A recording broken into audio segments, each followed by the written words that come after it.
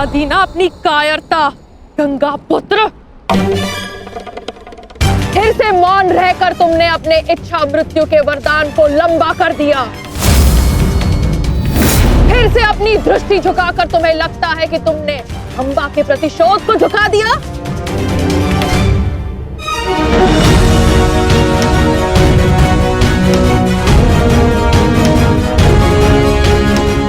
आज सिद्ध कर दिया तुमने कि जब अपने प्राणों का प्रश्न आएगा तो गंगा का बेटा भी अधर्म का मार्ग चुन सकता है। ये आशा तो मां गंगा को भी आपसे ना होगी। ना मैंने नियम बनाए हैं, ना मैं कायर हूं और ना ही अधर्म के मार्ग पर। मैंने तुम्हें वचन दिया था अंबा देवी कि जिस समय मेरे जीवन का कोई उद्देश्य शेष नहीं रहेगा, मैं तुम्हें वो शक्ति प्रदान करूंगा कि तुम मेरे इस जीवन का अंत कर सको। अब वो समय आ गया है। तुम्हें कदाचित विश्वास न हो, परंतु मुझे आशा है कि कुरुक्षेत्र में तुम मुझे मेरे भार से मुक्ति दिला दो। वरदान से मुक्ति जो मेरे लिए श्राप बन गया, उस मौन से मुक्ति जो पाप बन गया है भीष्म। मेरे अंदर कोई आशाएं शेष नहीं। यदि शेष है तो केवल इस युद्ध का शाप। आपको इतना व्यथित देखकर बड़ी शांति मिली गंगा पुत्र। दाचित, आपको अब अनुभव हो गया है कि कैसा प्रतीत होता है जब मनुष्य के जीवन में कोई आशा, कोई उत्साह न रहे। स्मरण है भीष्म, यही मेरे जीवन के साथ किया आपने। एक वचन के लिए मेरा पूरा जीवन भस्म कर दिया। परंतु एक बात स्मरण रखना, इतनी सरलता से मैं अपने शत्रु को मुक्त नहीं होने दूंगी। मेरी प्रतीक्षा करोगे तुम गंगा पुत्र कि मैं कब तुम्हें मुक्त करूं। हर पल एक जन्म के समान होगा और प्रतीक्षा का आरंभ होता है अब।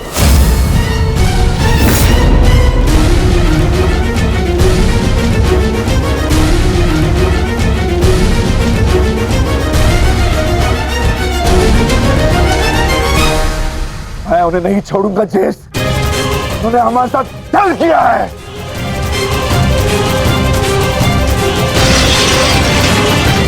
दादा भीम, शांत हो जाइए। ठहरो भीम, ये मेरा आदेश है।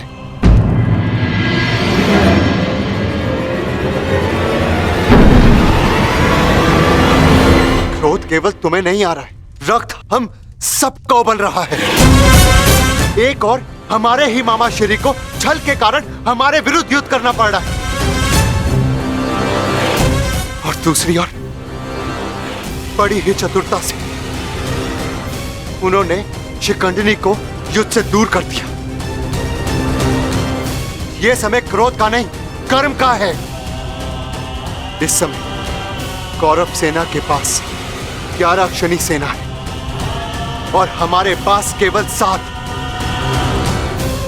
इस समय हमें हमारी शक्ति को एकत्रित करना होगा।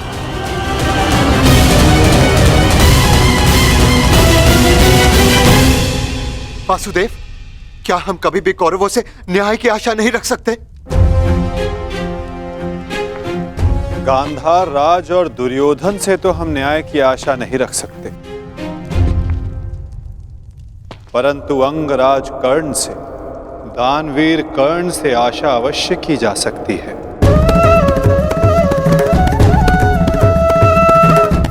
कि वो युद्ध में न्याय का पालन करेंगे, अपने वचन दान का मान रखेंगे। हम सब ने देखा कि अंगराज ने कौरवों के पक्ष में होते हुए युद्ध के लिए कैसे न्याय संगत नियम बनाए।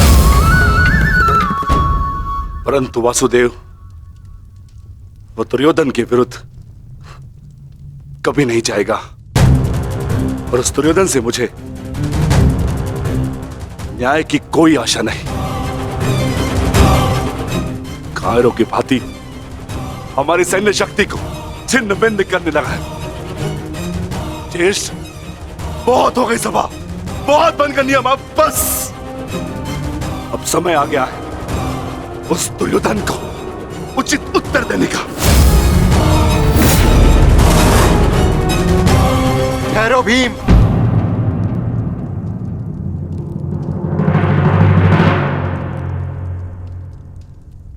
युद्ध का समय अभी नहीं हुआ है अनुज। ज्येष्ठ, मैं तो केवल आपकी आज्ञा का पालन करने जा रहा हूं। आपने तो कहा था ना कि समय अपनी शक्ति एकत्रित करने का है, तो बस मैं वही करने जा रहा हूं। मैं अपने पूरे परिवार को इस महायुद्ध में सम्मिलित करने जा रहा हूं। मैं अपने पुत्र महाकाय घटोत्कच और उसके साथी राक्षसों वीरों को अपनी सेना में सम्मिलित करने जा रहा हूं।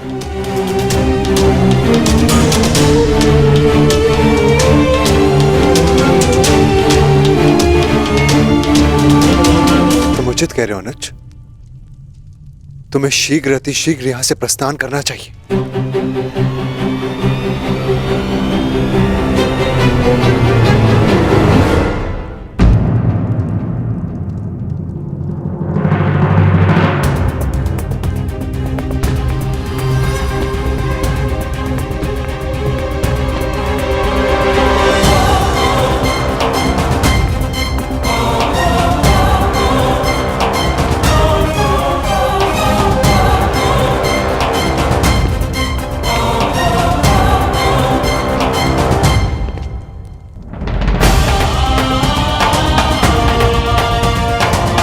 मुझे आज्ञा दीजिए ज्येष्ठ, मैं प्रस्थान कर रहा हूं।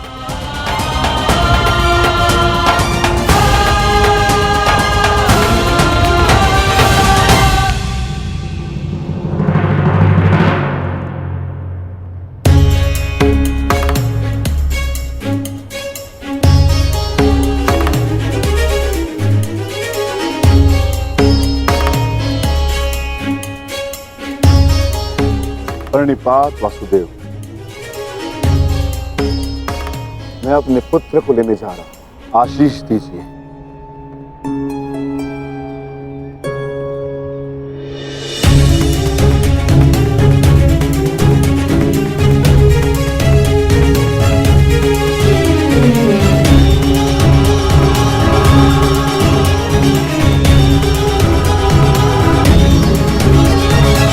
क्या हुआ माता?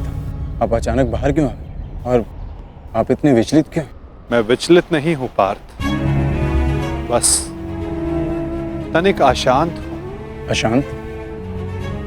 मैं समझा नहीं माता। युद्ध होता ही ऐसा है पार्थ, जो मन को अशांत कर दे।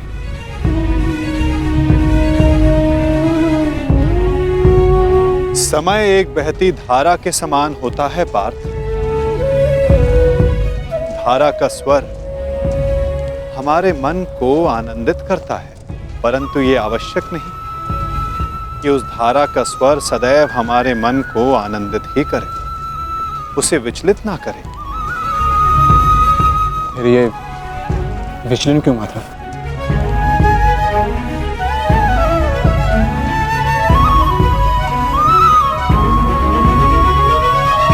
अन्न, सागर में जब तरंग उठती है तो वो उत्साह से भरी होती है पार्थ, और जब वही तरंग गिरकर अपना अस्तित्व खो बैठती है तब मन विचलित हो जाता है कि कदाचित वो तरंग और ऊंचा जा सकती थी, कदाचित उसका प्रारब्ध कुछ और हो सकता था। परंतु तरंग का प्रारब्ध ही उठना और गिर जाना है माता, है ना? तो फिर इसमें अशांत और विचलित होने की क्या बात है? तुमने सही कहा पार्थ, मुझे विचलित नहीं होना चाहिए। परंतु तुम बताओ कि तुम्हारा मन इतना अशांत क्यों है, इतना विचलित क्यों है?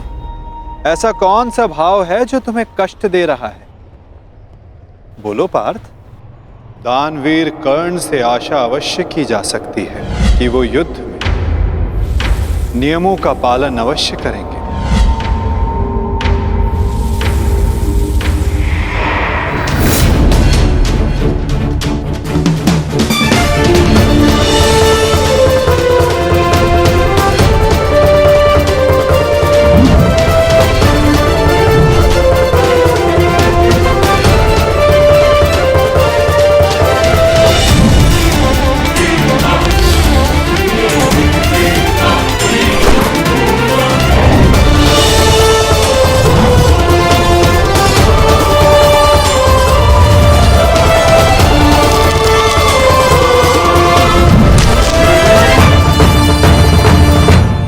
वाह, कितना अद्भुत धनुधर है ये।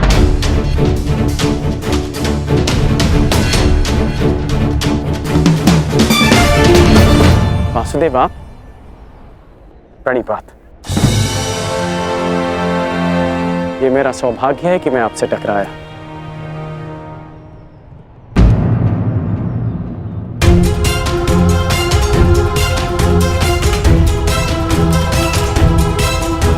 सौभाग्य और दुर्भाग्य के लिए धन्यवाद और तानों का पात्र समय होता है अंगराज, मनुष्य नहीं। उचित परिस्थिति में, उचित समय पर, उचित मनुष्य से मिल जाना सौभाग्य होता है, और अनुचित परिस्थिति में उचित मनुष्य से मिलना दुर्भाग्य होता है कर्ण। आपका टकराना तो उचित ही होता है वासुदेव, इसलिए यह सौभाग्य होता है। आज्ञा दीजिए। प्रणिपात।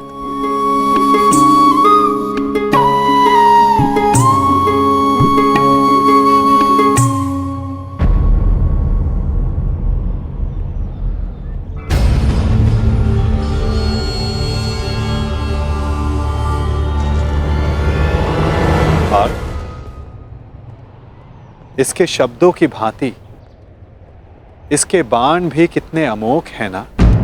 शब्दों का तो ज्ञात नहीं, परंतु लक्ष्य भेद करने के लिए मेरे बाण कर्ण से अधिक शक्तिशाली और तीव्र हैं माधव, और ये बात आप भली भांति जानते हैं। आज किसी के शब्दों में धार दिखाई दे रही है पार्थ।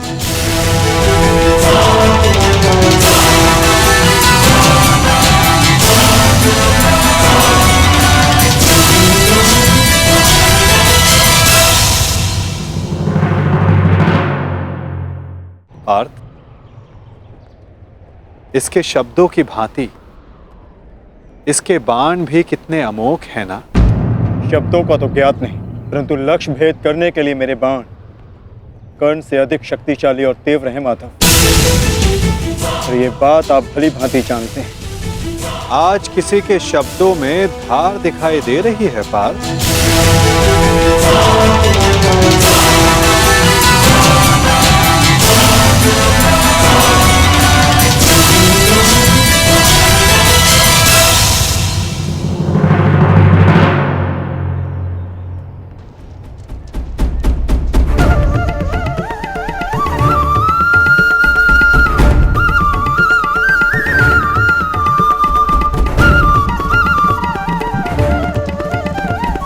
अब बता भी दो अपने सखा को, ऐसी कौन सी बात है जो प्रतिपल तुम्हें और अधिक अशांत किए जा रही है पार्थ। आप तो ऐसे कह रहे हैं माधव, जैसे कि आप तो कुछ जानते ही नहीं। कैसे जानूंगा, मैं कोई अंतर्यामी थोड़ी ना हूं। वाह माधव, जो संसार में कोई नहीं देख सकता उसे आप देख लेते हैं, जो सबके समक्ष है उससे अनजान होने का अभिनय करते हैं। आप भली भांति जानते हैं इस बात को मैं इतना व्यग्र क्यों हूं। क्यों आपके विचारों पर, आपके समय पर उसका अधिकार है। क्यों माधव, क्यों?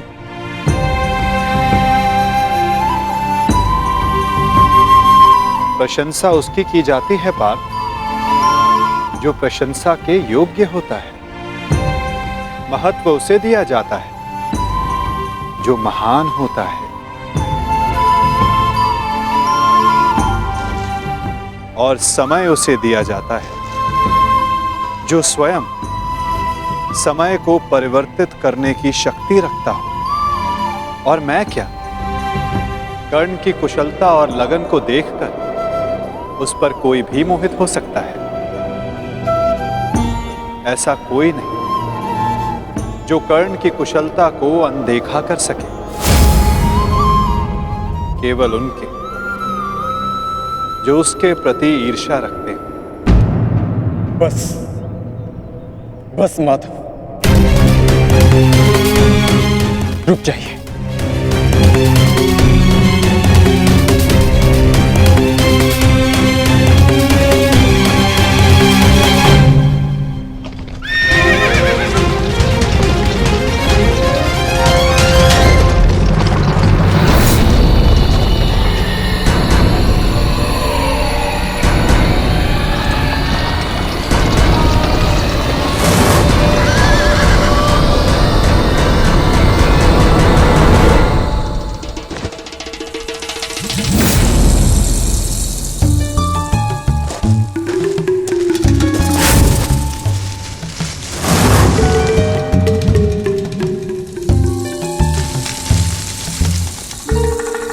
कौन है वहां?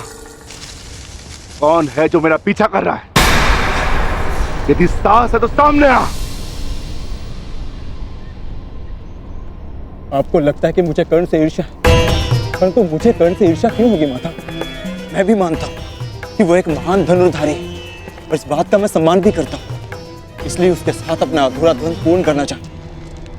परंतु माता, आप कैसे भूल सकते हैं वो अर्जुन ही था जिसने विराट युद्ध में कर्ण को पराजित किया था। वो अर्जुन ही था जिसने कर्ण के रहते हुए पांचाली के स्वयंवर को विजित किया था। मैं स्वीकार करता हूं कि कर्ण एक महान योद्धा है, धनुर्धारी, परंतु मुझे आज तक उसमें कोई अद्भुत बात नहीं दिखी। परंतु आज एक विचित्र बात का भान अवश्य हुआ है कि आपके हृदय में अर्जुन से अधिक कर्ण बसता है।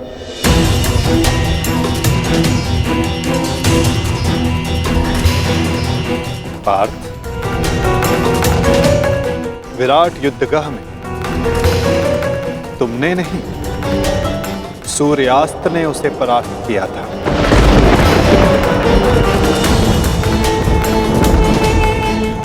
पांचाली के स्वयंवर एक सूत के प्रति क्षत्रियों के दीर्घाह ने जीता।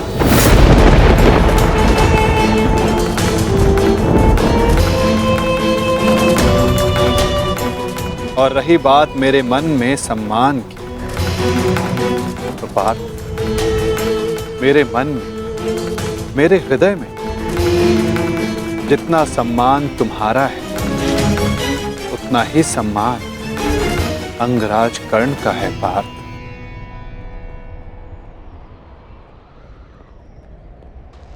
जलधारा की शक्ति का अनुमान उसकी सतह को देखकर नहीं लगाया जा सकता। पार्थ, जलधारा की शक्ति उसके भीतर छिपे उथल तरंगों में होता है। पार्थ, जिसका अनुमान समय आने पर सबको हो जाता है। सत्य सदैव वो नहीं होता पार्थ जो सबको दिखाई देता है। सत्य वो भी होता है जो हमारी दृष्टि देख नहीं सकती।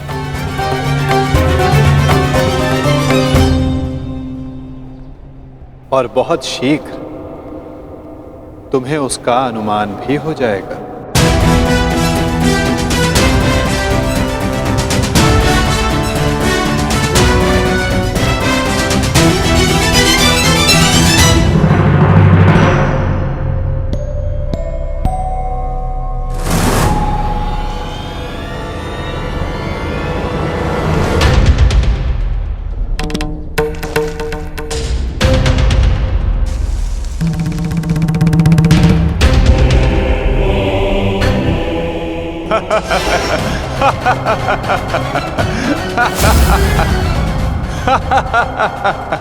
कौन हो तुम? तुम्हें अनुमान भी है किस पर हंस रहे हो? जानते हो मैं कौन हूं? तो मेरा नाम क्या है? बता दीजिए ना भद्र। आपका रूप देखकर तो भय लगता नहीं, कदाचित आपका नाम इतना भयंकर हो जिसे सुनकर मेरी हंसी चली जाए। तुम जानते हो मैं कौन हूं? यदि मैंने अपना परिचय दे दिया तो तुम श्वास भी नहीं ले पाओगे। और यदि मैंने आपके कर्मों का दंड दे दिया तो आप अपना नाम भी भूल जाएंगे भद्र।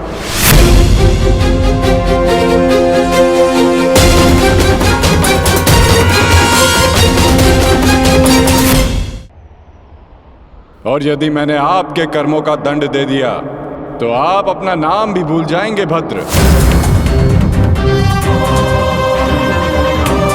जिस भांति आप पौधों और वनस्पति को अपने पांव तले कुचलते चले जा रहे हैं, स्पष्ट है कि निसर्ग के प्रति आपको कोई सम्मान नहीं है।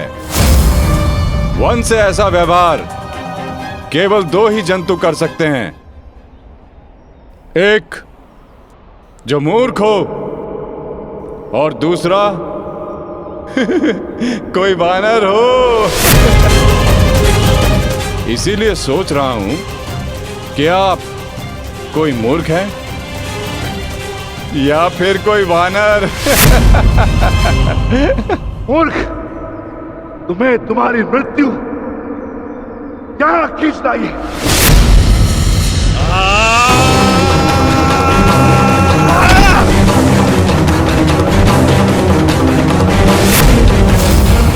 बड़ा चतुर बनता है, तुझे अभी मैं सिखाता हूं कि बड़ों के साथ कैसे व्यवहार करना चाहिए। कुछ भी सीखने के लिए मैं सदा प्रस्तुत हूं भद्र, आगे बढ़िए।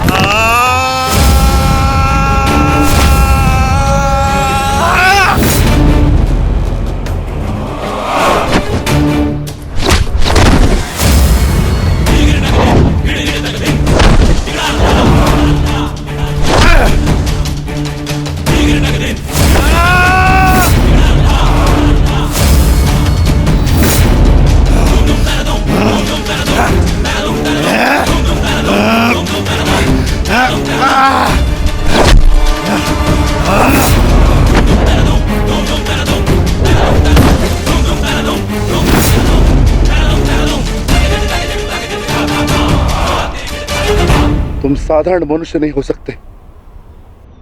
कौन हो? कौन हो तुम?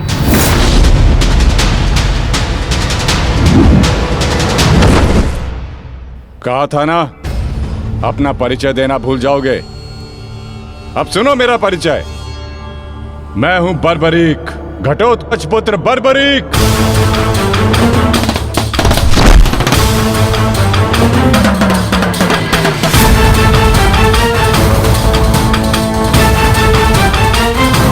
बालक, अपना परिचय देने से पूर्व मेरा नाम तो जान लेते।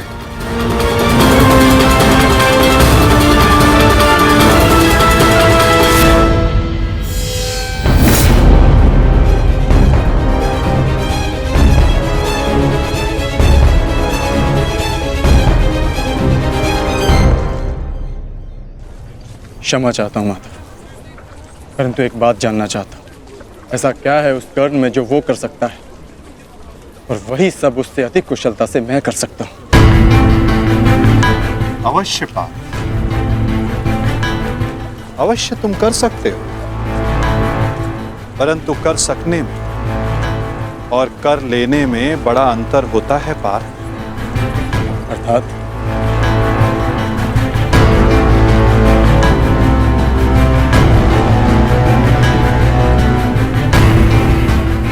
शब्द और अर्थ के फेर में मत पड़ो पार्थ, उससे कोई लाभ नहीं होता।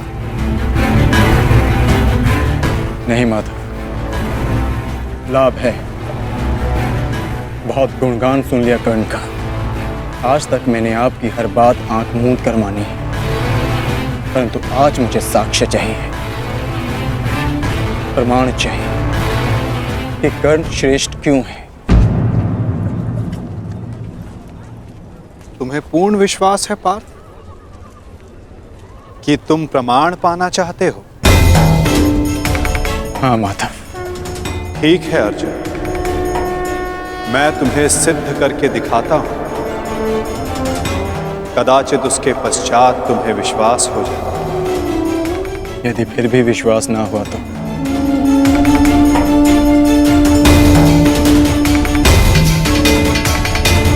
मैं वचन देता हूं पार्थ, कर्ण की प्रशंसा तो दूर, तुम्हारे समक्ष उसका नाम तक नहीं लूंगा।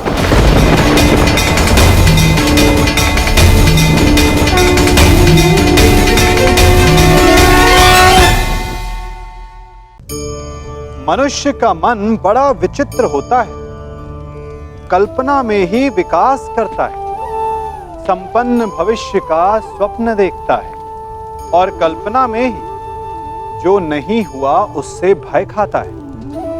और यही भय मनुष्य का सबसे बड़ा शत्रु है। हमारे भविष्य के मार्ग में, हमारे आनंद के मार्ग में सबसे बड़ी बाधा है।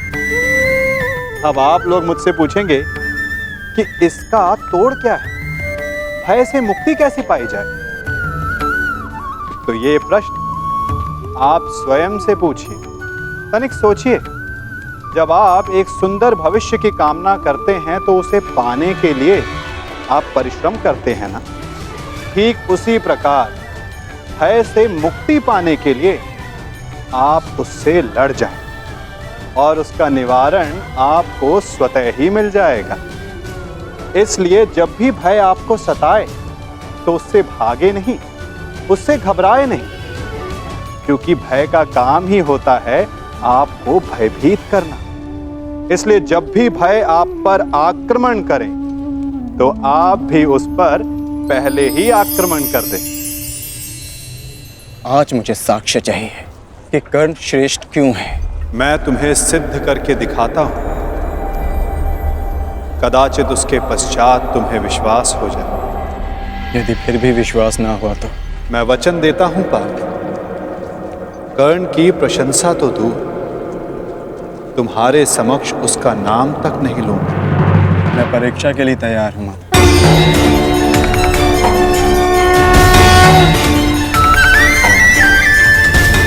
उन दो पर्वतों को देख सकते हो पार्थ?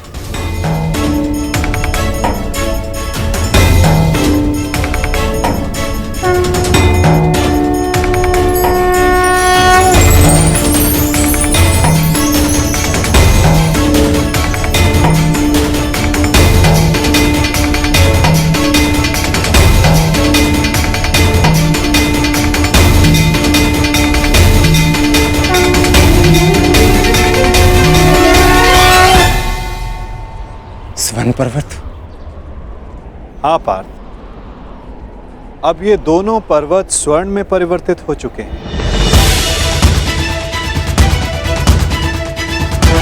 अति सुंदर। स्वर्ण वो वस्तु होती है पार्थ जिसे हर कोई अर्जित करना चाहता है। और अब मैं ये कहता हूं कि इन दोनों स्वर्ण पर्वतों पर तुम्हारा अधिकार है। और मैं ये चाहता हूं कि इन दोनों स्वर्ण पर्वतों को समान मात्रा में बांटकर इन ग्राम वासियों में दान कर दो। परंतु पार्थ, एक बात का स्मरण रखना, इन पर्वतों का सारा स्वर्ण दान करना होगा। स्वीकार है तुम्हें?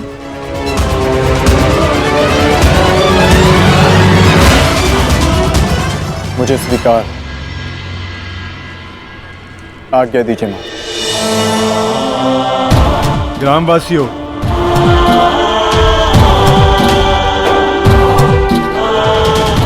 मैं पांडु पुत्र अर्जुन ये घोषणा करता हूं,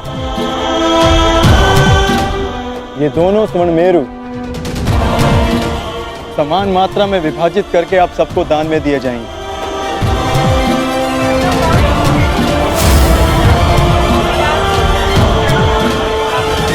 इसलिए आप एक पंक्ति में खड़े हो जाएं और अपना अपना भाग लेकर आगे जाएं, और विश्वास रखिए सबको समान मात्रा में स्वर्ण मिलेगा। पांडु पुत्र अर्जुन के, पांडु पुत्र अर्जुन के, पांडु पुत्र अर्जुन के, पांडु पुत्र अर्जुन के।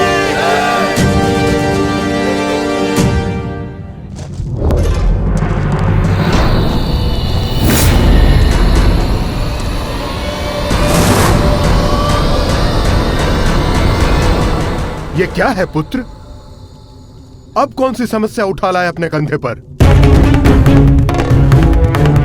हाँ बार्बरिक, कौन है ये? और इनकी ये दशा किसने की? चिंता ना करो माता, ये केवल मूर्छित ही हुए हैं। परंतु कैसे? बस ये मुझे चुनौती देने की भूल कर बैठे। मुख से तो ये मूर्ख नहीं लगते, पर कार्य मूर्खों वाला कर बैठे।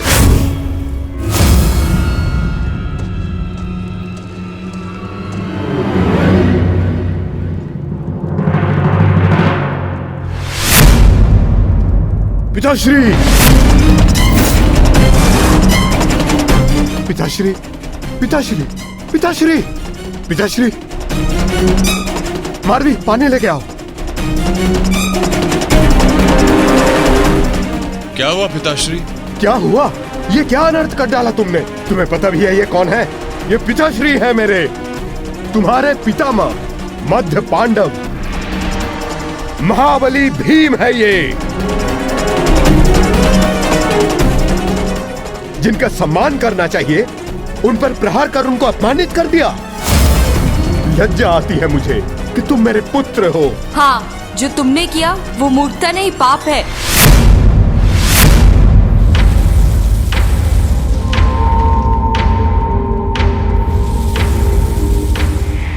रुको,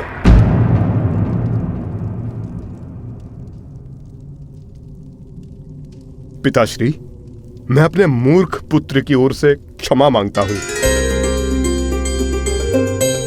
क्या ये मेरा पौत्र है? प्राणिपात पितामह, अपनी उद्दंडता पर मैं लज्जित हूं।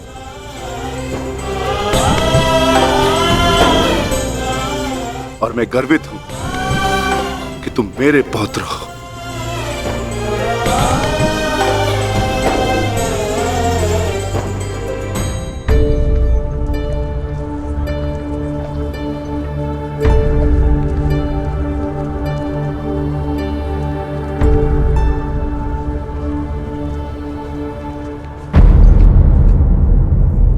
जिस भीम को जरासंध भी परास्त नहीं कर पाया, उसे धूल चटाकर बार्बरिक ने यह सिद्ध कर दिया वो कुशल योद्धा है। मैं बहुत प्रसन्न हूं ये जानकर कि तुम्हारी धमनियों में मेरा रक्त बह रहा है। जीते रहो पुत्र। आज बहुत समय के पश्चात तुमसे द्वंद्व करके मुझे बहुत आनंद आ गया। परंतु पिताश्री, आपके यहां आने का प्रयोजन क्या था? प्रयोजन है पुत्र, और वो प्रयोजन तुम्हें और बार्बरिक को सिद्ध करना होगा। आदेश दीजिए पिताश्री।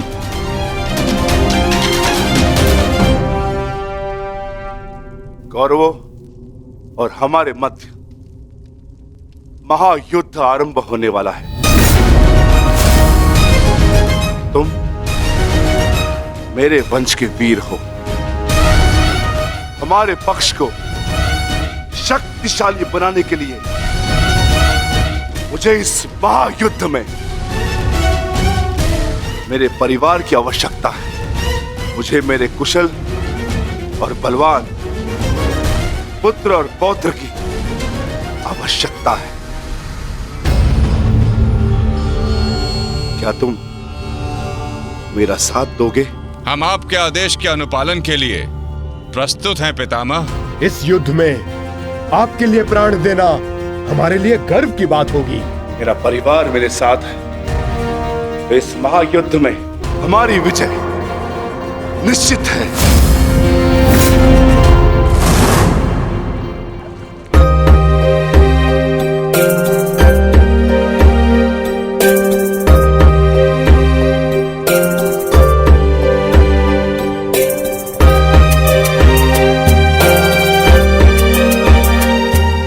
ये लोग तो पहले भी अपने भाग का स्वर्ण ले चुके हैं।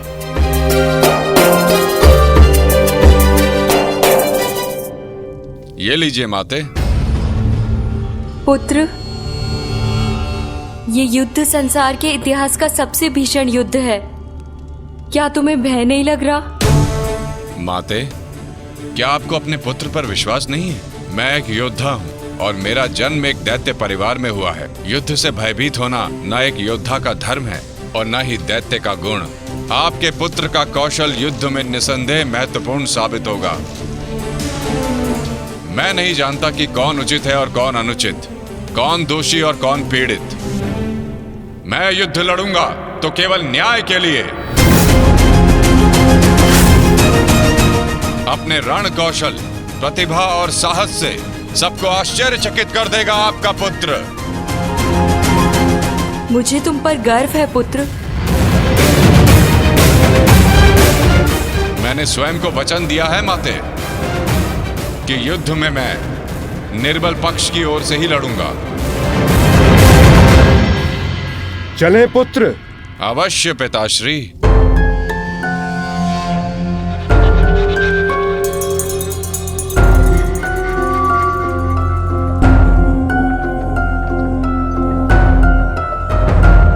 रुक जाइए, थोड़ा विश्राम करते हैं। कुछ समय पश्चात पुनः प्रारंभ करें।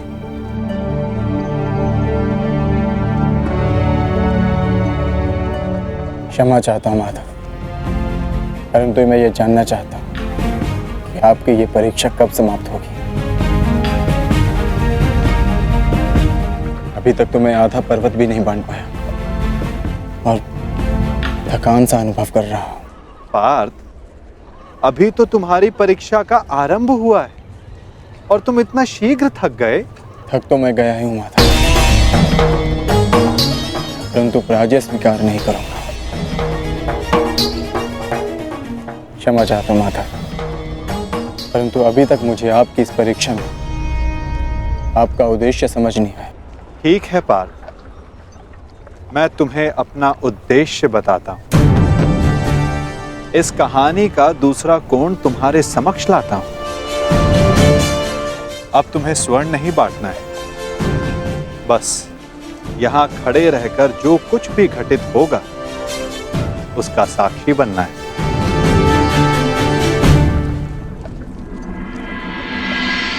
दिव्य दृष्टि से, बाण शक्ति से जीते ये सारा रण।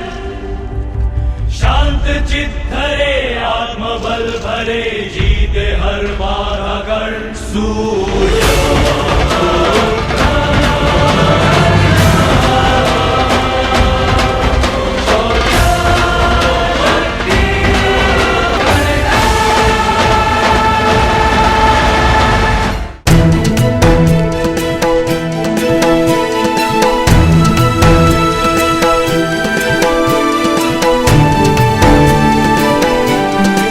बड़ी बात वासुदेव।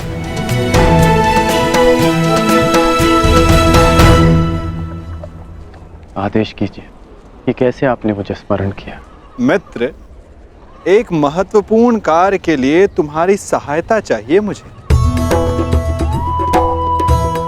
बड़े समय से इस कार्य को पूर्ण कैसे करूं, उसके विषय में सोच रहा था, तो तुम्हारा स्मरण हुआ है और मुझे पूर्ण विश्वास है कि तुम्हारे अतिरिक्त इस कार्य को और अधिक उत्कृष्टता से कोई नहीं कर सकता।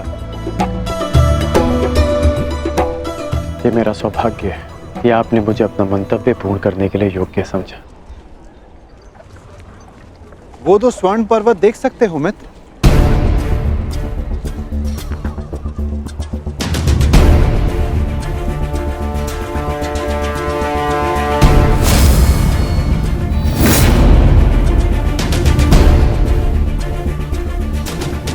अब इन स्वर्ण पर्वतों पर तुम्हारा अधिकार है और मैं चाहता हूं कि इन स्वर्ण पर्वतों को तुम समान मात्रा में बांटकर इन ग्राम वासियों में दान कर दो। परंतु एक बात का स्मरण रखना मित्र, इन दोनों स्वर्ण पर्वतों का सारा स्वर्ण दान करना होगा। जो आदेश वासुदेव।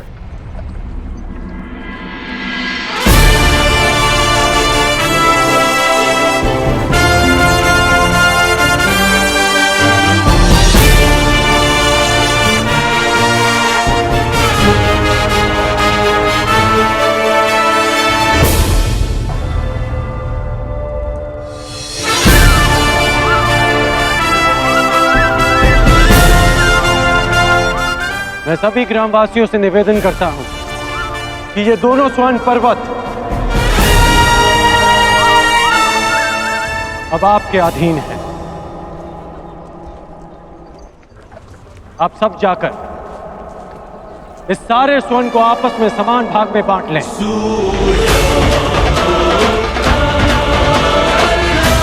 जाइए।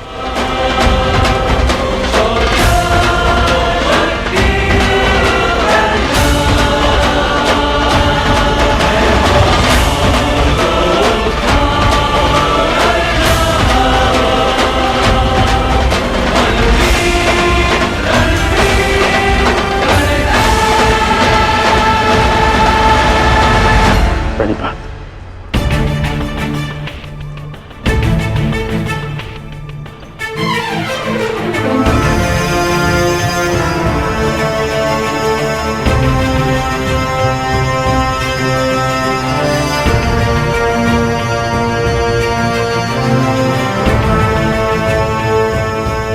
तुम्हें ये स्वर्ण इन ग्रामवासियों में बांटना था,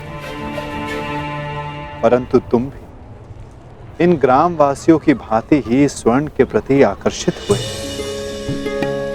कदाचित तुम स्वर्ण को ऐश्वर्य और सम्मान प्राप्त करने की वस्तु समझते हो। तुमने अपने अनुमान से इस स्वर्ण को इन लोगों में दान किया, परंतु तुम्हें इसका ज्ञात नहीं था कि किसको कितनी आवश्यकता है। और कर्ण के मन में इस स्वर्ण को लेकर कोई आकर्षण, कोई लालच नहीं था पार्थ। और ये सब ग्रामवासियों में दान करके वो वापस लौट गया। पार्थ, जिस पर दान करने का उत्तरदायित्व हो, उसके मन में वस्तु के प्रति लोभ नहीं होना चाहिए।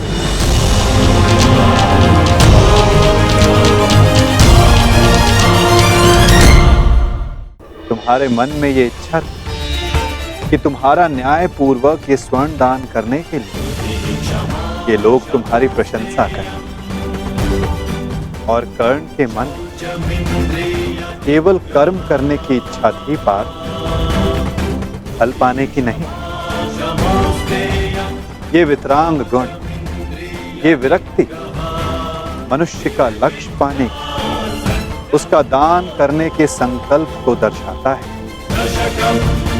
एक समय था पार्थ कि तुम केवल चिड़िया की आंख को देखते थे, परंतु आज तुमने केवल चिड़िया की आंख को नहीं, पूरी चिड़िया को देखा। उसकी चाह पूर्ण करने की राह को देखा। और यही अंतर है तुम में और कर्ण में पार्थ। वही अंतर जो एक सामान्य मनुष्य और विशेष मनुष्य में होता है। मैं आपका तात्पर्य समझ गया माता, और ये भी समझ गया कि आपके हृदय में कर्ण का स्थान मेरे स्थान से ऊपर क्यों है? नहीं पार्थ, ऐसा नहीं है। तुम भी मेरे लिए अत्यधिक प्रिय हो, परंतु जैसा कि मैंने पहले भी कहा, जितना प्रेम, जितना सम्मान मेरे हृदय में कर्ण के लिए, उतना ही प्रेम, उतना ही सम्मान तुम्हारे लिए भी मेरे हृदय में है पार्थ।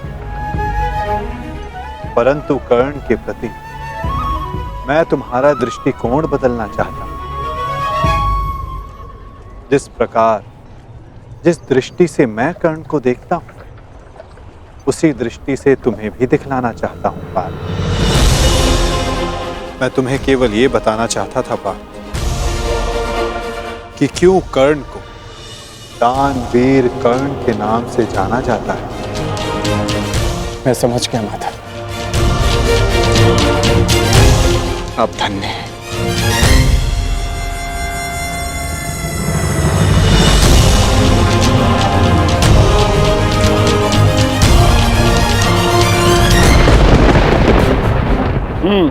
बड़ा दानवीर है ये कर्ण वासुदेव। आपकी परीक्षा तो पूर्ण हो गई, अब मेरी बारी। अब मैं बताऊंगा कि दानवीर होने के नाम पर कितना बड़ा ढोंग कर रहा है ये कर्ण। अब केवल अर्जुन को ही नहीं, पूरे संसार को ज्ञात होगा ये सूर्यपुत्र कर्ण कितना महान दानवीर है।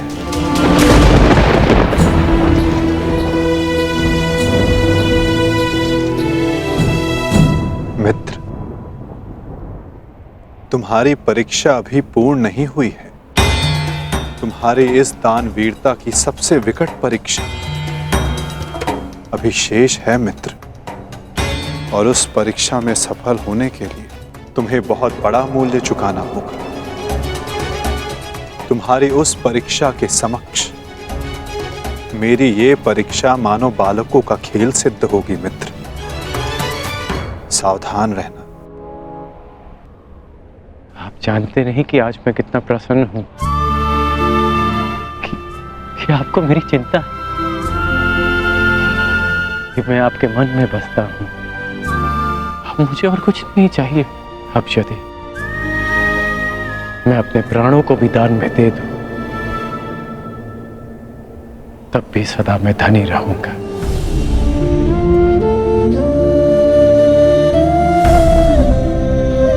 बड़ी बात वासुदेव।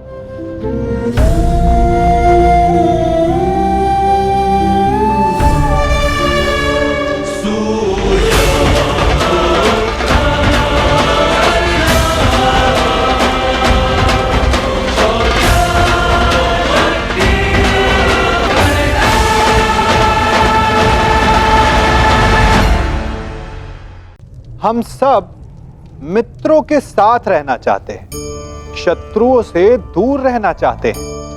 क्यों?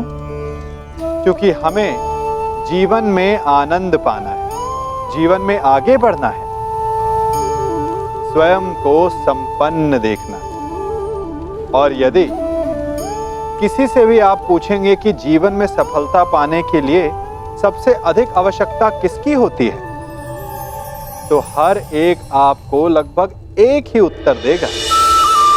सफलता प्राप्त करने के लिए आपको सच्चे मित्रों की आवश्यकता होती है।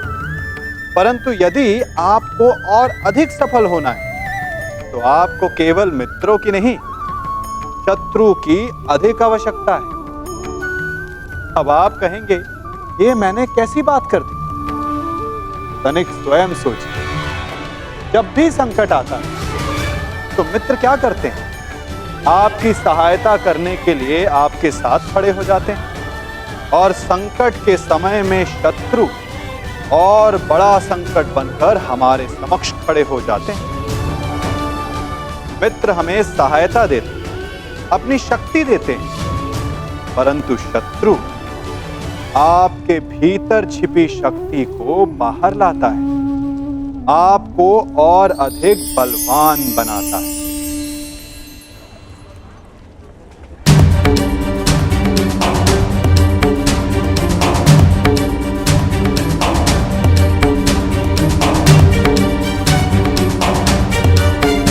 क्या हुआ माधव? कुछ हुआ नहीं पार्थ, परंतु शीघ्र ही होने वाला है। पार्थ, प्रतीत होता है कि तुम्हारे भ्राता विकोदर वापस लौट आए हैं। जाओ, जाकर अपने अग्रज का स्वागत करो।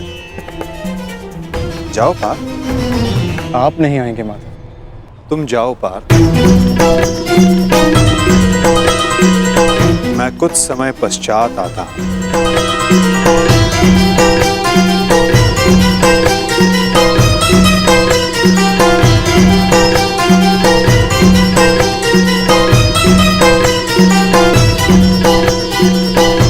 मुझे क्षमा कर देना वीर बर्बरीक। बस करो नकुल, मुझे कुछ नहीं हुआ है। कुछ नहीं हुआ? भ्राता भीम, आप अपनी दशा देख रहे हैं? किसने किया ये सब? बस एक बार उसका नाम बता दीजिए, जीवित नहीं छोड़ूंगा उसे। मैंने।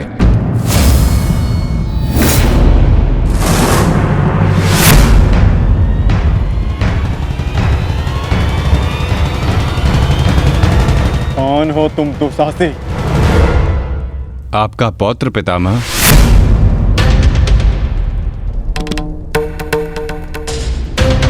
घटोत्कच पुत्र बर्बरीक हूं मैं।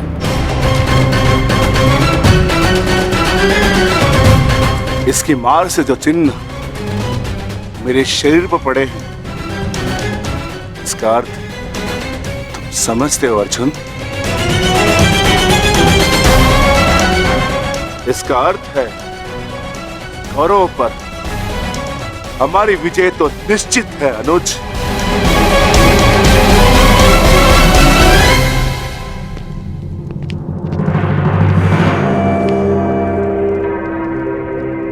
बार्बरिक बल और युद्ध कौशल दोनों में सर्वश्रेष्ठ है। इस महायुद्ध में इसका सामना कोई नहीं कर पाएगा और मुझे विश्वास है कि बार्बरिक अकेला ही इस महायुद्ध को समाप्त करने में सक्षम है। तो ये तो बहुत प्रसन्नता की बात हुई।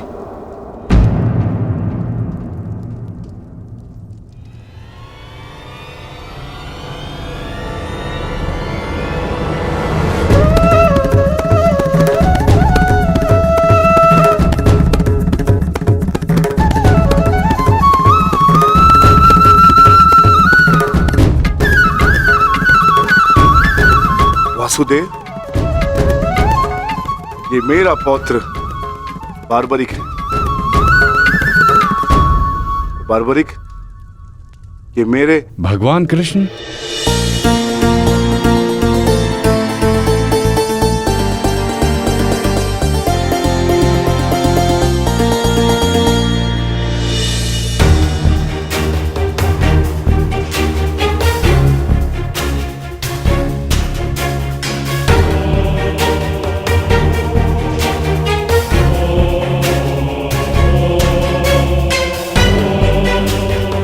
बचपन से आपकी कथाएं सुनकर ही बड़ा हुआ हूं प्रभु।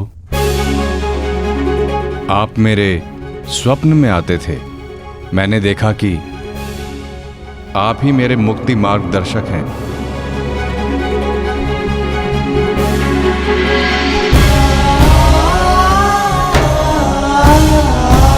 आप ही मुझे मेरे परम लक्ष्य तक पहुंचाएंगे ना प्रभु?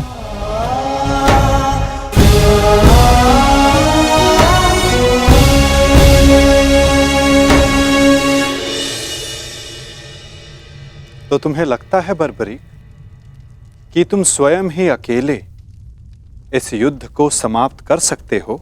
आप आदेश दें तो। और ऐसा करने के लिए तुम्हें कितना समय चाहिए बर्बरीक? आप सब बताएं कि आपके अनुमान से कितना समय लगना चाहिए?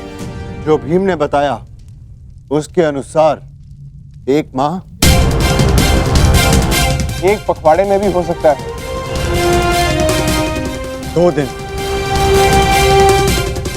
नहीं, केवल एक दिन।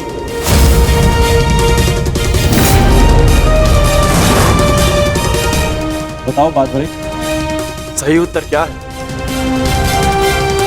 किसी का नहीं काकाश्री।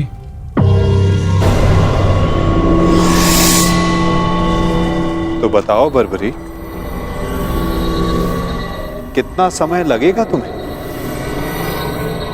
केवल उतना जितना 3 बाणों का संधान करने में लगता है।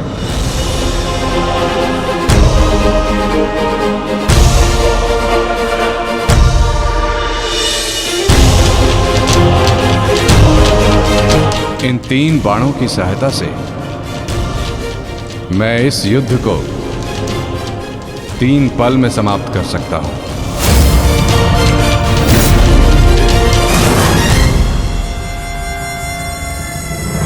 चाहे जितने भी शत्रु मेरे समक्ष हों, इन 3 बाणों से मैं सभी का नाश कर सकता हूं।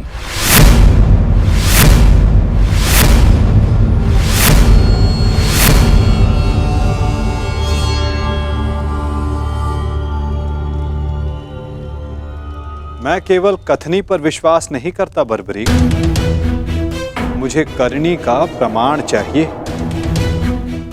दे सकते हो? तुम राधे नहीं कुंती पुत्र हो, स्वयं सूर्य नारायण के अंश हो तुमका। जब तुम्हारा जन्म हुआ मैं अविवाहित थी पुत्र, क्या करती मैं, मुझे तुम्हें त्यागना पड़ा। क्रोध, अशांति, पीड़ा ध्यान केंद्र में सबसे बड़ी बाधा है। अपने क्रोध को, अपनी अशांति को, अपनी पीड़ा को शस्त्र बनाकर इसका उपयोग करो। कौन? उपयोग करो।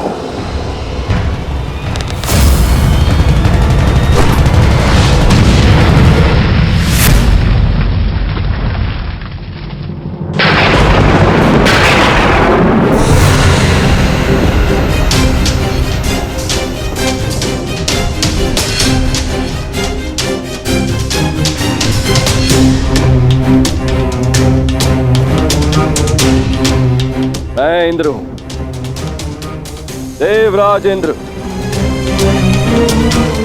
सूर्य को भी अपने नियंत्रण में कर सकता। तो तुम क्या हो? जितना भी अभ्यास करना है कर लो। का धनुष से बाण चला लो।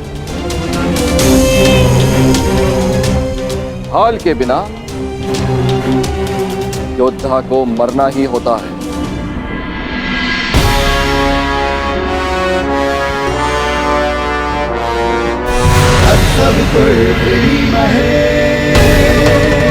ये आपकी भूल है इंद्रदेव। यदि आप अपने पुत्र का प्रहार बन सकते हैं तो मैं भी अपने पुत्र की ढाल बन सकता हूं। मेरे मार्ग में बाधा मत बनिए सूर्यदेव। जितना प्रयास करना है कर लीजिए, परंतु इस दानवीर कर्ण को कोई नहीं बचा सकता। आप करना क्या चाहते हैं इंद्रदेव? वही जो मैं सदा से करता आया हूं, अपने शत्रु की दुर्बलता से लाभ उठाना।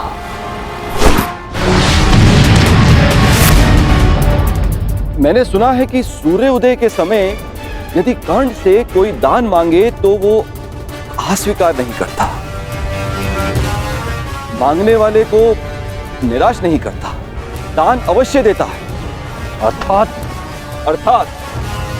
कर्ण की दुर्बलता उसकी दान वीरता है और उसकी शक्ति वो कवच और कुंडल।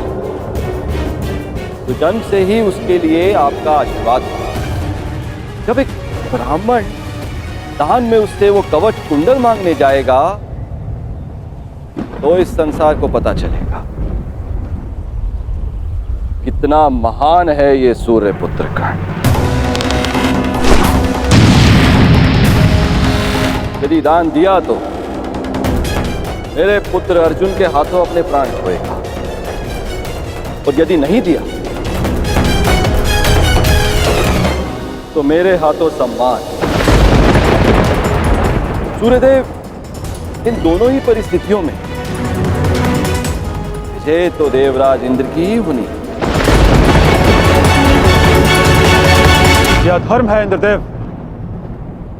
कवच और कुंडल कर्ण को उसके पिता का दिया हुआ उपहार है। यदि आपका पुत्र मेरे पुत्र को पराजित करने में असमर्थ है तो इस भांति आप एक बहुत ही नीच कार्य करेंगे। यह अनुचित है। इसमें अनुचित क्या है सूर्यदेव? आपने अपने पुत्र कर्ण की रक्षा के लिए उसे कुंडल और कवच दी है। मैं अपने पुत्र अर्जुन की रक्षा के लिए वो कुंडल और कवच छीन लेना चाहता हूं। मैं ऐसा कदापि होने नहीं दूंगा। वो तो आपकी क्षमता पर निर्भर करता है सूर्यदेव। आप जो करना चाहते हैं आप करने के लिए स्वतंत्र हैं। परंतु कल या तो आपका मान रहेगा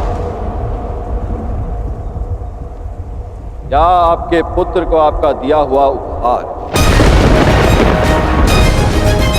मेरा पुत्र है वो सूर्य पुत्र कर्ण। शीघ्र ही आपको अपनी भूल की अनुभूति हो जाएगी।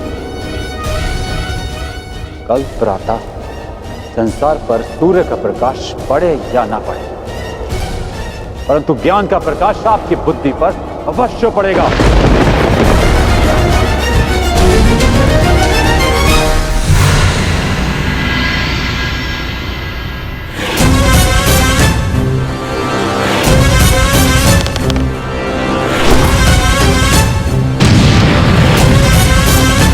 किसी कर्ण ने कहा था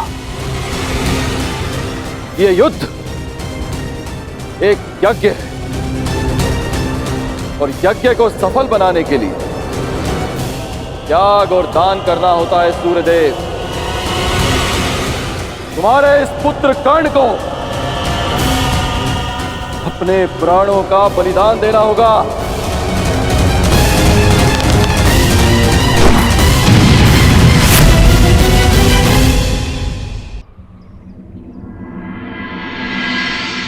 मुझे ये बाण मेरी आराध्य देवी ने दिए हैं प्रभु। इन बाणों के लक्ष्य पर जो शत्रु होगा उन सभी का नाश हो जाएगा प्रभु। परंतु इतने भीषण युद्ध में तुम अपने शत्रुओं को पहचानोगे कैसे बारबरीक? सभी शत्रुओं पर लक्ष्य साधना इतना सरल कार्य नहीं। यदि तुमने अपने इन बाणों का संधान किया तो तुम्हारे मित्र भी मारे जा सकते हैं, और वो निरपराध भी जो इस युद्ध में भाग नहीं ले रहे। इसलिए मुझे ये 3 बाण दिए गए हैं प्रभु। मेरे पहले बाण में भरी लाल भस्म मेरे सभी मित्रों और सहयोगियों को चिन्हित करेगी। मेरा दूसरा बाण उन सभी को चिन्हित करेगा जो इस युद्ध में भाग नहीं ले रहे या निष्पक्ष हैं।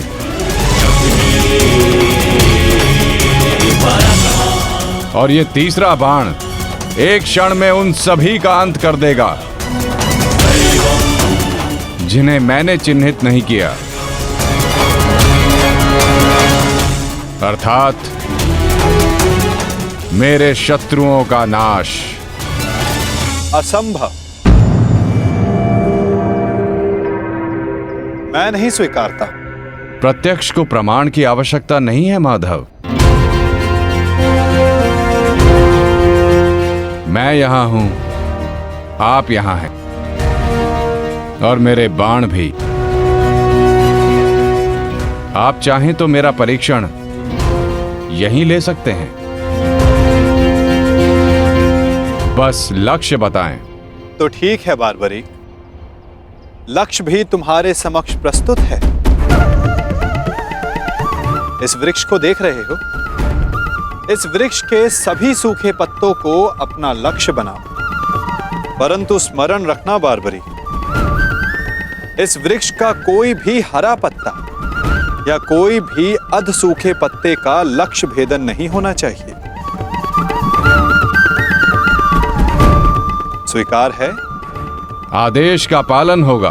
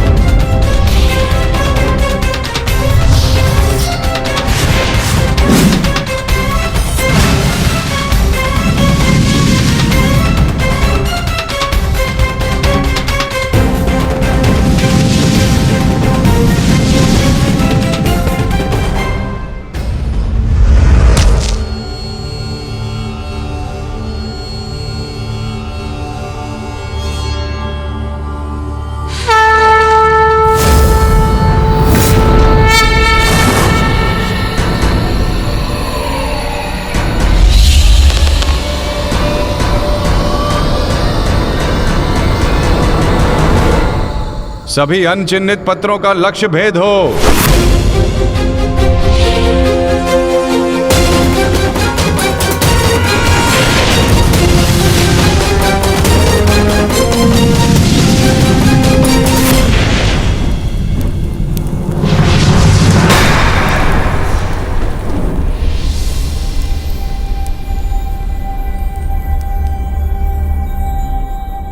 प्रतीत होता है कि कोई सूखा पत्ता शेष रह गया है बारबरीक। तुम असफल हुई। न मैं असफल हुआ हूं और ना मेरा तीर कोई लक्ष्य छोड़ेगा।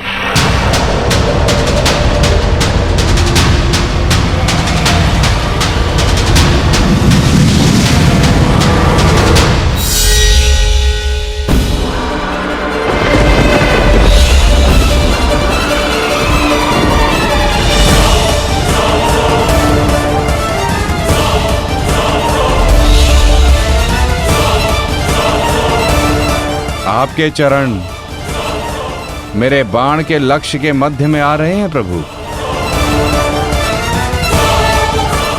आपसे निवेदन है कि आप अपने चरण हटाइए प्रभु, अन्यथा ये आपके चरण को भेद देगा। तो क्या ये बाण अपना लक्ष्य भेदने के लिए मेरे पांव पर आघात कर सकता है? जी प्रभु, शीघ्र अपने चरण हटाइए।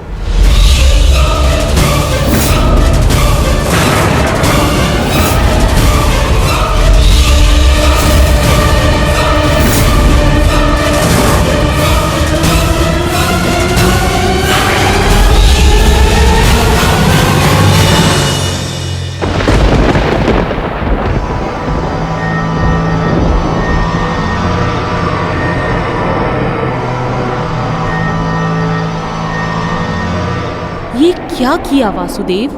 मेरा वरदान था कि ये बाण कभी लक्ष्य चूकेंगे नहीं। मैं वासुदेव आपके वरदान का मान अवश्य रखूंगा।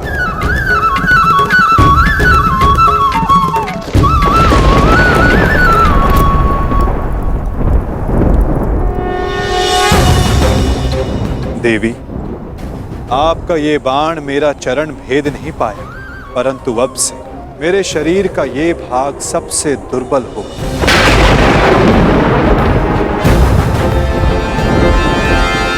और अब कोई भी बाण मेरे इस स्मरण स्थल को भेद पाएगा। ये मेरा वचन है देवी, और यही मेरे इस देह को त्यागने का कारण बनेगा।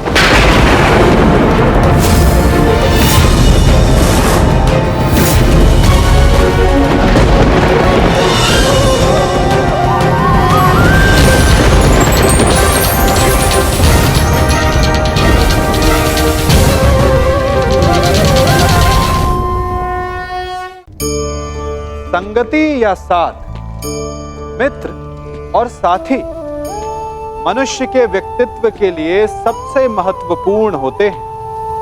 अब आप कहेंगे ये कैसे? मनुष्य अवश्य अपने व्यक्तित्व के लिए उत्तरदायी होता है, परंतु मनुष्य संगति में ना चाहते हुए भी उसका व्यक्तित्व संगत की भांति हो जाता है। इन पात्रों को देख रहे हैं? मध्य में जल रखा है, इसमें दूध है और इसमें मलिन कीचड़ रखा है। यदि मैं इस जल को इस दूध में मिलाता हूं तो ये जल दूध बन जाता है, और यदि इसी जल को इस मलिन कीचड़ में मिलाता हूं तो क्या हुआ? ये जल कीचड़ बन गया। ऐसी कोई युक्ति नहीं कि जल बिना घुले मिले दूध या कीचड़ में अपना अस्तित्व बनाए रखे या उनसे अलग रहे। और ठीक ऐसा ही मनुष्य के जीवन में भी होता है। यदि एक गुणहीन व्यक्ति गुणवानों की संगत में बैठे तो उसे भी गुणवान समझा जाता है, सम्मान का पात्र समझा जाता है। और यदि एक गुणवान व्यक्ति गुणहीनों की संगत में बैठे तो उसे भी तिरस्कार मिलता है। इसलिए अपने जीवन में सदैव संगति सोच समझकर सावधानी से चुनिएगा। और अब कोई भी बात मेरे इस स्मरण स्थल को भेद पाएगा। ये मेरा वचन है देवी, और यही मेरे इस देह को त्यागने का कारण बनेगा।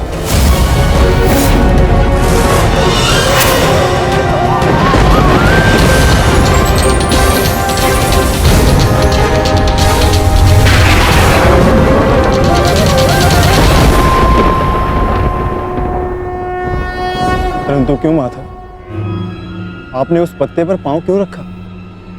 ऐसी क्या आवश्यकता थी आपको? मैंने जो किया उसकी आवश्यकता थी पार्थ, और अब जो मैं करने जा रहा हूं उसकी भी आवश्यकता है। परंतु मैं ऐसा करना नहीं चाहता था पार्थ। ये सत्य है कि बारबरीक के ये 3 बाण अमोघ हैं। ये हमारे लिए शुभ समाचार है ना माधव? हाँ, परंतु धर्म के लिए ये सबसे अशुभ समाचार है विकोदर।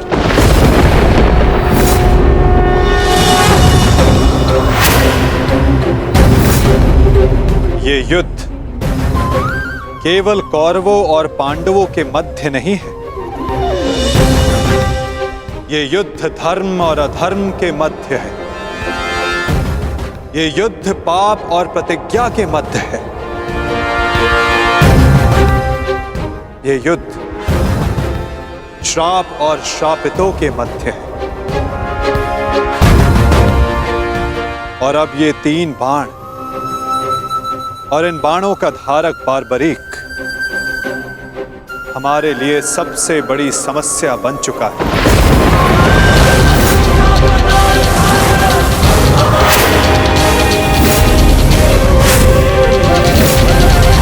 इसी कारण बारबरीक का अंत अब अनिवार्य है।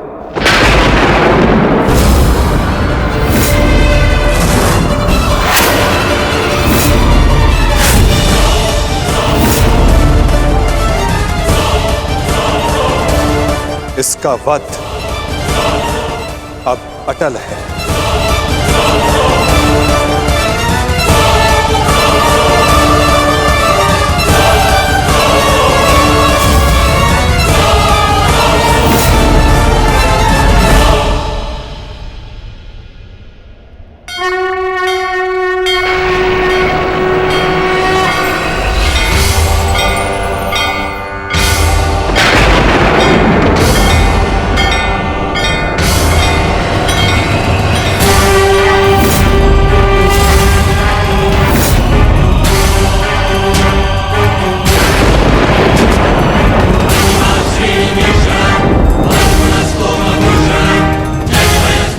नहीं,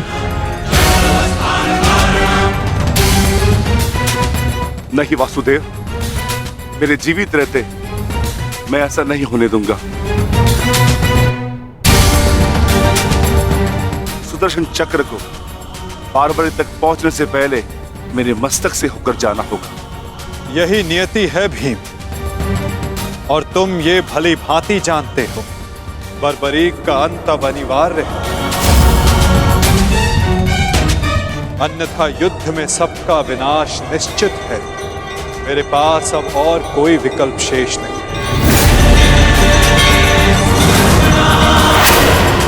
मुझे बारबरीक का अंत करना ही होगा।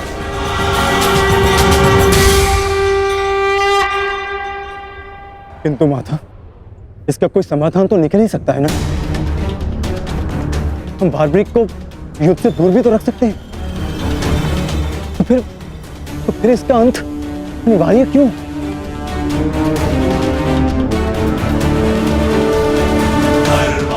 मैं अपने पुत्र को इसी क्षण जाने का आदेश दे दूंगा। मेरी आपसे विनती है प्रभु, मेरे पुत्र को उस कर्म का दंड मत दीजिए जो उसने अभी तक किया ही नहीं। मेरे पुत्र पर सुदर्शन चक्र का प्रयोग ना करें वासुदेव, मेरी विनती है आपसे।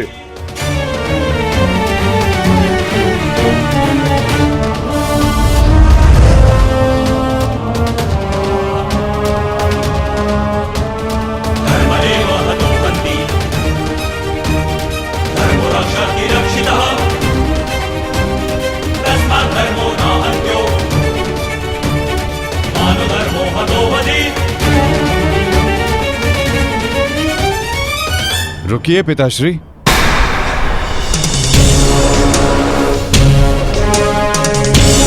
मैं यहाँ खाली हाथ लौटने नहीं आया था पिताश्री। मुझे इस युद्ध में भाग लेना ही है। मौन रहो तुम। तुम्हें अनुमान भी है तुम क्या बोल रहे हो? कदाचित मैं दृष्टा कर रहा हूँ पिताश्री, परंतु मैं एक योद्धा भी हूँ, और एक सच्चा योद्धा युद्ध भूमि से विजय प्राप्त करके लौटता है या वीर गति पाकर।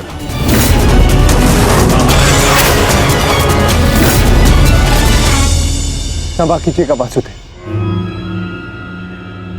परंतु युद्ध में बार्बरिक के भाग लेने से हमें क्या हानि होगी?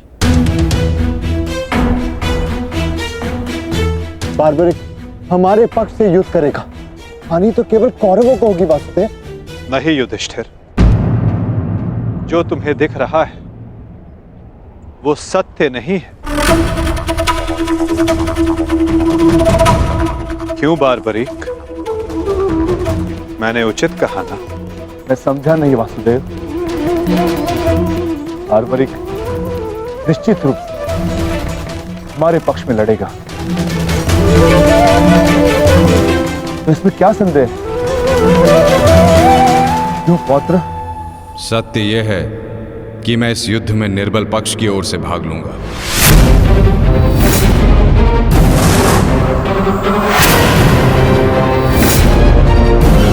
माता के समक्ष स्वयं को वचन दिया है मैंने। परंतु समस्या क्या है वासुदेव? तो स्पष्ट है कि हम पांडवों के पास 7 अक्षणीय सेना है और कौरव के पक्ष में 11 अक्षणीय सेना। कौरव के पक्ष में पितामह भीष्म और गुरु द्रोणाचार्य भी है। शक्ति गणना के अनुसार कौरव का पलड़ा हमसे अधिक भारी है, इसलिए बार्बरिक हमारे ही पक्ष में युद्ध लड़ेगा। विनाश तो होगा प्रभु, परंतु केवल कौरवों का। मैं आपको वचन देता हूं, मेरे परिवार को हानि पहुंचने से पूर्व मैं अपना शीर्ष आपके चरणों में रख दूंगा। तुम सत्य नहीं देख पा रहे हो वीर। तुम जानना चाहते हो बार्बरिक, यदि तुमने इस युद्ध में भाग लिया तो क्या होगा?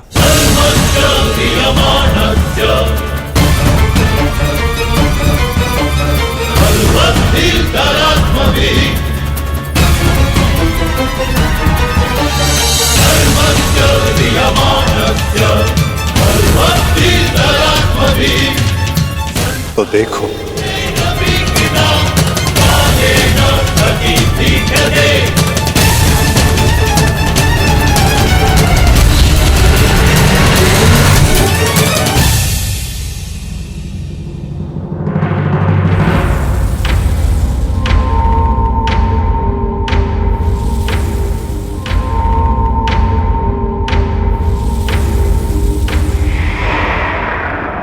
तुम्हारा स्वयं को दिया गया वचन इस युद्ध को किसी भी दिशा में जाने नहीं देगा बार्बरिक। इस युद्ध का संतुलन बिगाड़ देगा। तुम निश्चित रूप से आरंभ में पांडवों के पक्ष में रहोगे, क्योंकि आरंभ में पांडव कौरवों से निर्बल होंगे, परंतु शीघ्र ही ये परिस्थिति बदल जाएगी बार्बरिक।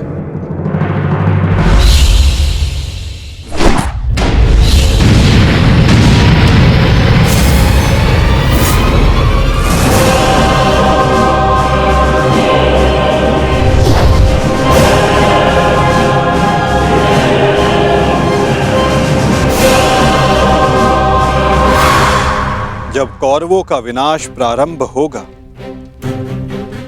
तो शीघ्र ही पांडवों का पलड़ा कौरवों से अधिक भारी हो जाएगा और तुम अपने वचन के कारण संतुलन बनाए रखने के लिए अपना पक्ष छोड़कर कौरवों के पक्ष में चले जाओगे और उसके पश्चात तुम पांडवों पर प्रहार करने लगोगे।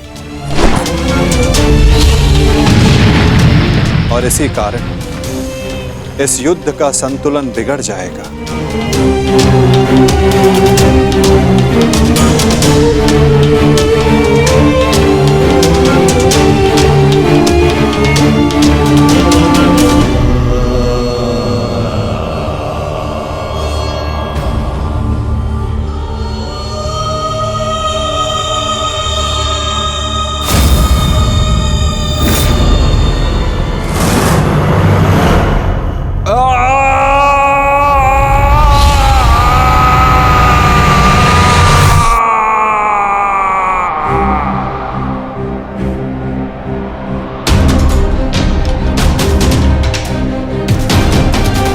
यही सत्य है बारबरीक। यदि तुम इस युद्ध में हुए तो यही होगा।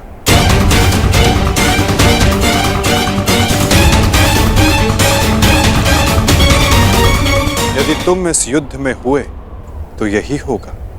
तो मैं क्या करूं प्रभु? संसार का हर योद्धा अपना युद्ध चुनता है। क्या मुझे ये युद्ध चुनने का अधिकार नहीं? योद्धा कभी अपना युद्ध नहीं चुनता बारबरीक। युद्ध अपना योद्धा चुनता है।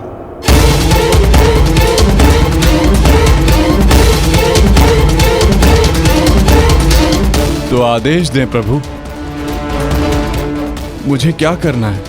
ये युद्ध एक यज्ञ है बारबरीक, और तुम्हें त्याग और बलिदान देना होगा, स्वयं के प्राणों का दान।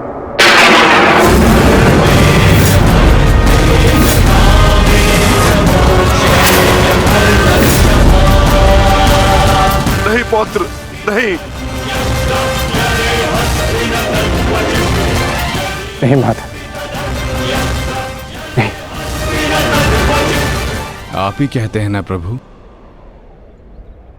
कि प्रत्येक मनुष्य के जीवन का कोई ना कोई लक्ष्य होता है। मेरी बस एक ही इच्छा थी कि मैं भी इस युद्ध में भाग लूं। मैं भी इस युद्ध को देखना चाहता था, इसका साक्षी बनना चाहता था। भगवान श्याम को अपना धर्म निभाते देखना चाहता था। क्या मेरी ये इच्छा अधूरी रह जाएगी? मैं वचन देता हूं बारबरीक, इस युद्ध का साक्षी बनने की तुम्हारी इच्छा मैं अवश्य पूर्ण करूंगा। यदि इस युद्ध में तुम मेरी सहायता करना चाहते हो बारबरीक, तो तुम्हें स्वयं को इस युद्ध से विरक्त करना होगा, और इसका केवल एक ही मार्ग है जो तुम भली भांति जानते हो।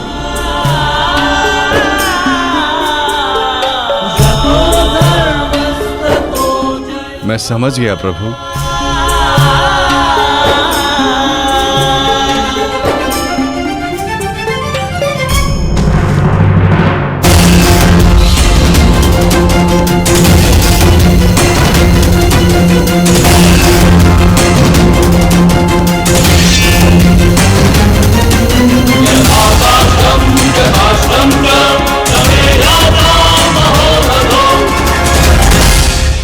मैं घटोत्कच पुत्र महाबली भीम पौत्र बर्बरीक स्वेच्छा से अपना शीश भगवान कृष्ण के चरणों में भेंट करता हूं।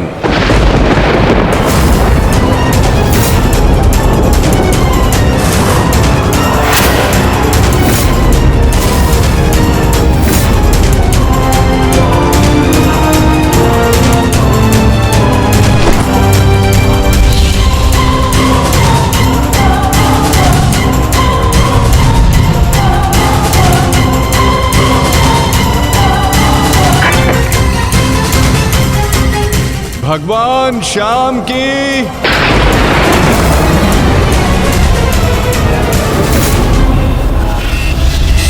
नहीं पुत्र बारबरीक,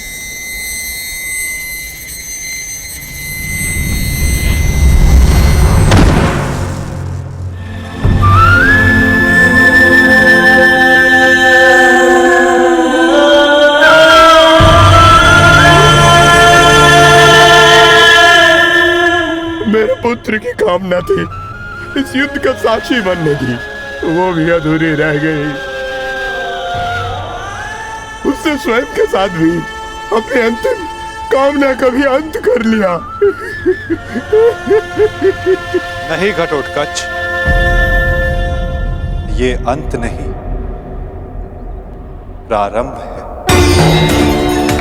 बार्बरीक की अंतिम इच्छा अवश्य पूर्ण होगी।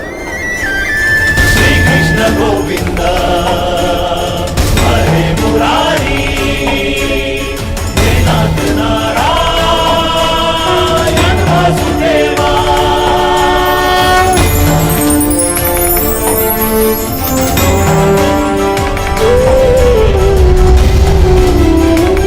श्री कृष्ण गोविंद हरे मुरारी, हे नाथ नारायण वासुदेवा। श्री कृष्ण गोविंद हरे मुरारी, हे नाथ नारायण वासुदेवा। श्री कृष्ण गोविंद हरे मुरारी, हे नाथ नारायण वासुदेवा। श्री कृष्ण गोविंद हरे मुरारी, हे नाथ नारायण वासुदेवा। श्री कृष्ण गोविंद हरे मुरारी, हे नाथ नारायण वासुदेवा। श्री कृष्ण गोविंद हरे मुरारी, हे नाथ नारायण वासुदेवा। श्री कृष्ण गोविंद हरे मुरारी,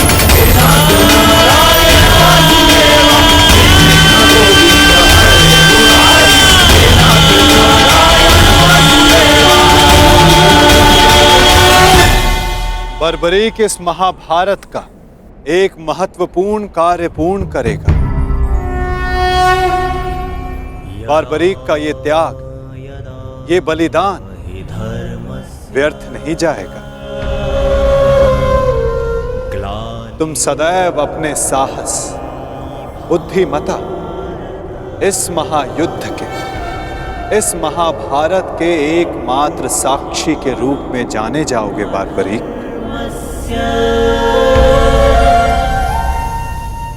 संसार तुम ही से जानेगा कि इस महायुद्ध में जो कुछ भी हुआ धर्म के अनुसार हुआ, और इस संसार के अंत तक तुम इस धर्म युद्ध के साक्षी रहोगे बार्बरीक। तुम्हारे इस निस्वार्थ बलिदान के लिए तुम्हें सदा आदर दिया जाएगा बार्बरीक, और तुम्हारी खाटू श्याम के नाम से पूजा की जाएगी।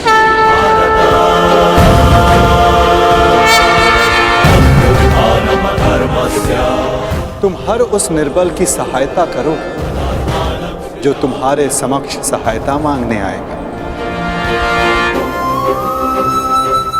वीर बार्बरीक, तुम अपने साहस के लिए जाने जाओगे, महाभारत के निर्णायक के रूप में जाने जाओगे, शीश दानी के रूप में जाने जाओगे।